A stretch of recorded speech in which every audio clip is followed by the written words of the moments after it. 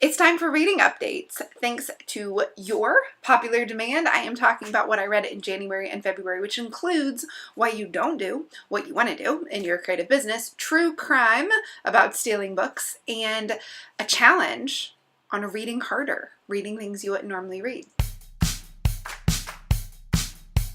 Welcome to Explore Your Enthusiasm, episode 196 with me, Tara Swiger. Most weeks we talk about an issue in your creative business, and it can relate to anything from setting goals and getting things done, creating a workday that works for you, to marketing your work and how to talk about it, to creating profitability and sustainability in your handmade business. But you guys have said that you wanted me to talk about what I read. I read a lot. Most years it's in between, the past 3 years it's been in between 75 and 100 books. So starting in 2018, I'm doing monthly reading roundups of what I read and what I am reading. And some of it we'll just gloss over and some of it will go deeper in, especially the ones that I recommend that you read. So there's no transcript for this week, but you can find links to every single book I mentioned at taraswiger.com/podcast196. It's taraswiger.com/podcast196. If you go there, you're going to find the books are linked up to Amazon. But disclaimer, I read almost all my books from the library, and I'm going to share a new app I found for that. Almost all my books are from the library. If you do choose to read some of these books and you choose to get them to from Amazon, if you use my link, I earn a tiny little commission on whatever you order. So if you want to support the show and you want to read what I'm suggesting you read, or entirely different books, or you want to buy one of my books on Amazon, use the links in my show notes because it will help support the show and help me. I just spend that Amazon money on buying more books anyhow.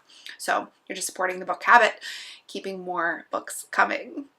All right, so the big thing that I read in the last 2 months. Oh, and here's the thing. So the last episode was what I read in the second half of 2017. Today's episode is going to get us caught up what I read in January and February of 2018. Next month we'll just be covering 1 month of books. So this month there are a lot of books, but one I want to talk about in more detail. And by the way, I asked you on Instagram if you wanted me to talk about one book or you wanted me to talk about all the books, and overwhelmingly, over 90% of you guys voted you wanted to hear about all of the books I read in a month, including like novels and celebrity bios and stuff like that. So the top book that I read, that I recommend you read, is The 4 Tendencies by Gretchen Rubin. Now, you have heard me talk about this before. In episode 122, I go deep into the 4 tendencies, which Gretchen laid out in her book, Better Than Before. But let me give you a quick overview of what it is and why I think you should read this book. The 4 tendencies are a framework for looking at why you do or don't do the things you want to do in your life and the things that other people expect you to do. It's really a way of just identifying how you relate to expectations, because that has so much to do with how you live your life and how you make progress or don't make progress towards your goals and towards other people's goals for you. There's outer expectations like deadlines, work deadlines, things that other people ask you to do. And there are inner expectations, the things you want to do, like get up and work out each day, or stop eating sugar, or work on your creative business when no one else in your world is asking you to do that. So how you relate to those inner expectations can kind of be grouped in 4 main categories. So an upholder responds well to outer expectations and responds well to inner expectations. If you ask them to do something, they do it no problem. If they decide they want to do something, they do it no problem. Upholders are a tiny percentage of people. Questioners, which is what I am, are people who don't respond well to outer expectations. If you want them to show up to work at a certain time and it seems arbitrary to them, they're not going to do it. In fact, they question everything all of the time, but the more that they understand the reasons why, or something makes logical sense to them, the more likely they are to do it. So the way to look at that is that they take all expectations and make them inner expectations. If you want me to show up at some place at 8 o'clock and it makes no sense to me why I would do it, I'm probably going to have a hard time getting there at 8 o'clock. But if it makes sense to me, it doesn't matter that you asked me to do it. It'll become my own inner expectation and I'll do it with no problem. This is why it is so easy for me to be self-employed and self-driven and self-motivated, and very hard for me to be a good employee for other people. It's not that I did anything a bad employee would do, like no stealing, lying, cheating. I just did not understand arbitrary rules. And when you have an employee that's supposed to do a lot of arbitrary things, if they're always asking you why they have to do the arbitrary things, it's super annoying and you don't see them as a good employee. So it is hard for me to be traditionally employed and very easy for me to be self-employed because I'm a questioner. Not all questioners are like that. A lot of times we're trained to pay more attention to outer expectations and to stop asking questions and to stop pushing back. So we do. But that's a questioner. Has a hard time with outer expectations, but anything they make an inner expectation of, they have an easier time doing it. I write my podcasts and my classes for questioners. So you may be a questioner if you're resonating with what I say. Obligers. Obligers have a easier time meeting outer expectations and a harder time meeting inner expectations. So they're the kind of people who say, I find it easy to do what everybody else asks me to do and hard for me to make time for myself. So these are people who are spending their time when they want to be working on their own projects, working on projects for someone else. They make excellent employees, they make excellent life partners, they make excellent parents, but they often feel super frustrated that they're not working on the things that they want to work on. My husband is an obliger, so we talk a lot about how frustrating that is and how he can set up systems to externalize the things he wants to do to create external systems for them. Now, like I said, I go into more detail about how you can use these tendencies, when you know about your tendency for your own creative business in podcast 122. It's called How You Get Stuff Done, and I've linked it up in the show notes to this episode. The final tendency is rebels. I seem to attract a lot of rebels. They're a small percentage of the population, but they are people who have a hard time meeting outer expectations and a hard time meeting inner expectations. If you tell them to do something, they're not necessarily going to do it. If they want to do something, they're not necessarily going to do it. And they find that having a selection of things that they could choose from is actually the best way to get things done. Instead of saying, I have to work on this at this time, or I need to do this by this date, it's better if they have a whole selection they can choose from and then they choose. So in her book, Better Than Before, Gretchen laid this framework out, and then talked all about building habits. And so I talked about it in episode 122 because I found it really helped me work with my clients and my students, and it helped them work with themselves.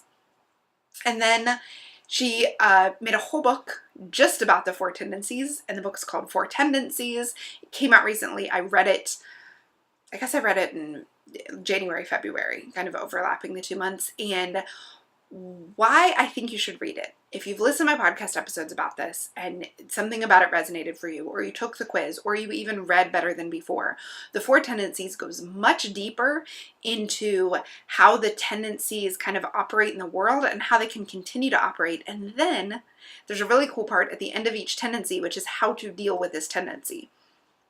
Basically, I read the whole book, but I had my husband read the part of the chapter that's about how to deal with questioners, because it can be annoying to be married to someone who everything you ask or say or suggest wants to know why. And that doesn't make sense to me. He actually says that he knows I'm a questioner because if the house was on fire, he couldn't just run up to me and say, Tara, we have to leave, the house is on fire. Because I would say, why? What caught on fire? What's happening?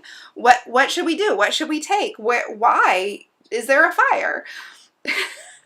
Whereas if I ran up to him, and he's an obliger, and I said, we need to leave now, I don't even need to tell him why we need to leave. He would just leave with me. If you're that kind of person that you would just leave with the other person, you can feel like your questioner spouse or partner doesn't trust you. It's also really great in your working relationships. If you have a VA that works with you, if you have a business partner, if you employ interns, however you're working with people, your clients, your customers, your students, knowing what their tendencies are, especially if you work with them over and over, can really help you communicate. So she talks about what to do if they're a partner or a work person or a kid is one of these tendencies, and how best to communicate with the different tendencies. The very last chapter is about how to communicate in a way everybody can understand. So if you lead meetings or webinars, or you teach classes, or you do anything where you need to communicate to multiple tendencies, it can help to know how each one is going to best understand you. So I feel like our whole job as human beings is related to how we communicate to people and how we get across what we want to get across, whether it's something that we want someone to do, something we want somebody to join us in, like our business or our mission, or whether it's just communicating how much we care about somebody. And we all understand things in a different way. So any book that can help us understand how to communicate better and how to make those connections in a more effective way and in a way that it really gets across to the people we care about, that's a book worth reading. Plus, you, if you're listening to this, you very likely are working on your own projects and you want to know, why don't I get things done when I want to get things done? And the 4 Tendencies framework can help you understand it and then also set up systems that will help you. So if you're an obliger, all hope is not lost. You can set up systems that'll make it much easier for you to get done what you want to get done in your business. Actually, I want to say this because this has come up new since the last time I recorded an episode about the tendencies. I actually found out that one of my friends who owns 3 different $1 million businesses, she is an obliger.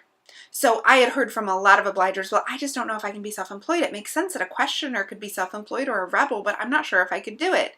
You can do it. How she did it, and her and I talked about this, is she set up external systems that knew about her goals. So she didn't just make a goal, she told people publicly on her blog about her goal, and then she talked about her progress of her goal, and every step of the way, every map that she made, if she didn't use that process, but if you're making maps, she would tell people, externalize it, create that support, create that people are wondering when you're going to do it thing. And because she realized that she wasn't going to be able to work on it unless other people were expecting her to work on it. So, all hope is not lost, obligers. Read the book 4 Tendencies by Gretchen Rubin. You can find a link in the show notes or on my podcast page, taraswiger.com/podcast 196.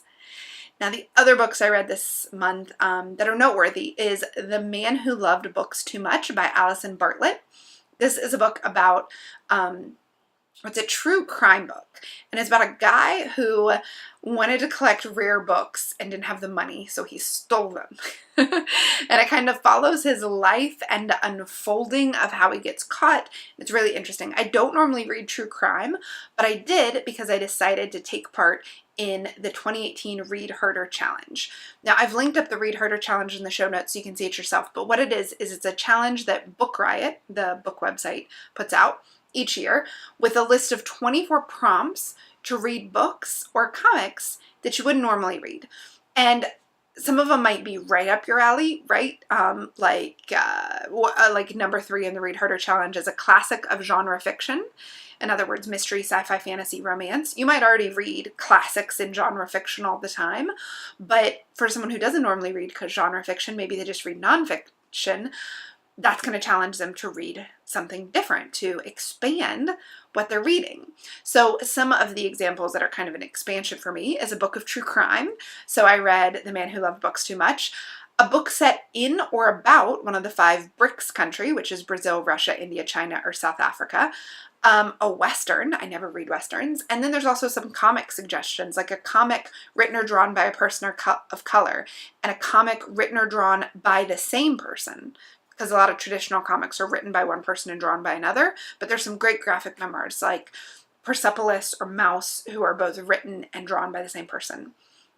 Then there are things like a mystery by a person of color or an LGBTQ plus author, an essay anthology, which is something I don't normally do, a book of genre fiction in translation, what I specifically love, an assigned book you hated or never finished, because think about all the books that you hated when you were a kid, but you never went back to see if maybe you would like them now.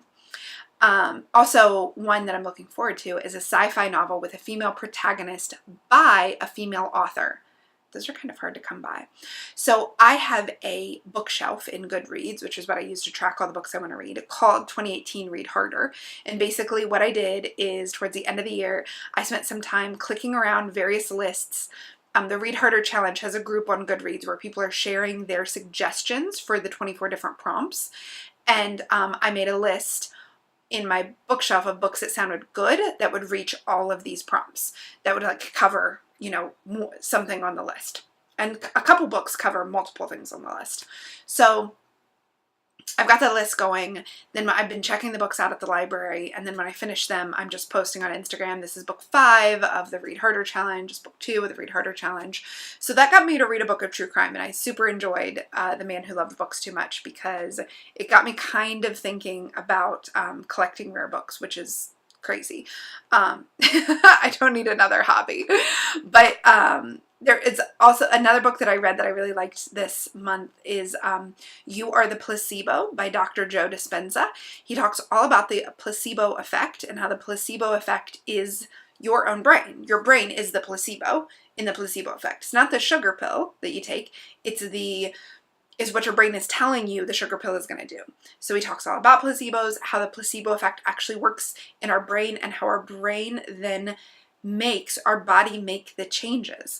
So it's not, if you've heard about the placebo effect before, or if you haven't rather, it's that whenever they're doing trials, like drug trials, they will give one group of people the actual active ingredient medicine and another group of people medicine that has no active ingredient. It's just a pill, because the actual act of taking a pill each day can change the results you get.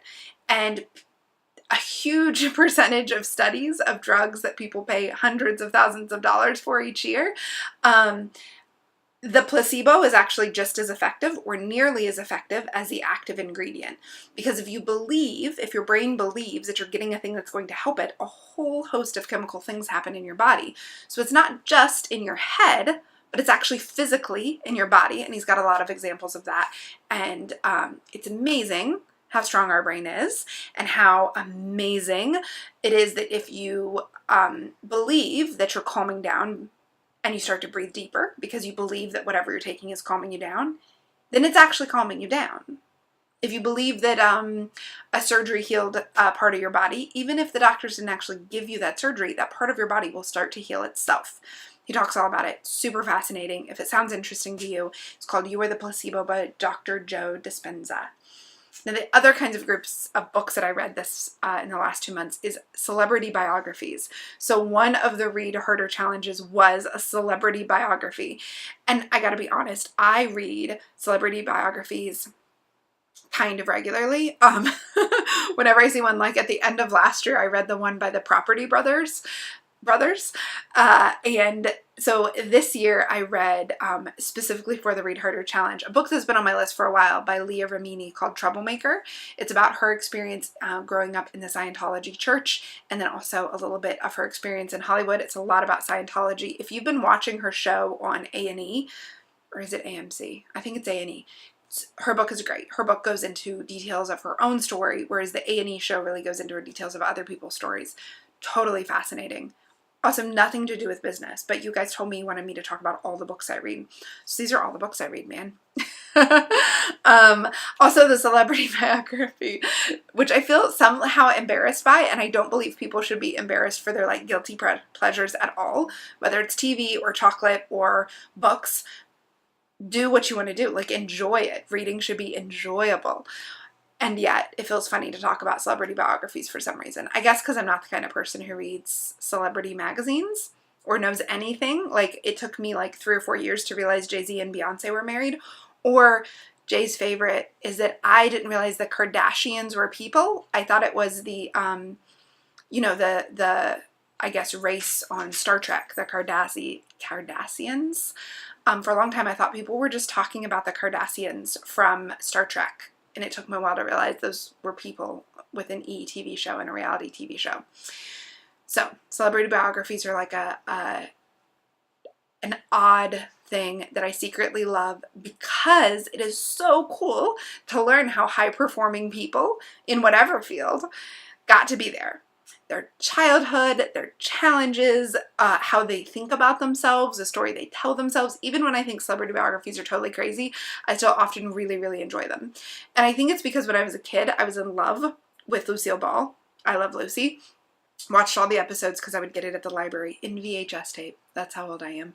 And so I read her autobiography, and then I read a bunch of biographies about her, and that led me to other people who were celebrities at, like, in the time of Lucille Ball, because I'd be like, who are they talking about? Who's Elizabeth Taylor? So I went back and read tons of Elizabeth Taylor, like biographies about her. And then whenever anybody seems particularly crazy to me, I love to read their autobiography, or just, I don't love like unofficial biographies that some stranger writes. I like how people describe themselves. So I guess I shouldn't say biographies. I should say autobiographies are my fave. So the other books I read this month were all novels. So for the Read Harder Challenge, one of the prompts was to read the first book in a young adult series. And I mean, I've read a young adult series, especially when my brothers were a little younger, because they would love to talk about it with me. So I read in years past The Hunger Games, and another one that I didn't end up liking, Divergent series. I didn't even finish the last book in that series because I didn't like it, but I loved the first one. So for 2018, though, I needed a new young adult series to read for the Read Harder Challenge. So I read Uglies, and I just finished it last night. I like it a lot. It's about it's a great metaphor about how we see prettiness and beauty, and how when beauty is standardized, it actually makes us see perfectly normal humans as ugly. But so it's a dystopian future young adult novel, which, given what I told you about the other books I read, I think that makes a lot of sense. The other novels I read are The Wife Between Us and Two Girls Down. Both of those were Book of the Month books. I love Book of the Month Club. I'll link it up in the show notes because it's just my fave. I end up getting tons of novels I wouldn't normally pick on my own. And I think I have a code where you can save money if you sign up with my code.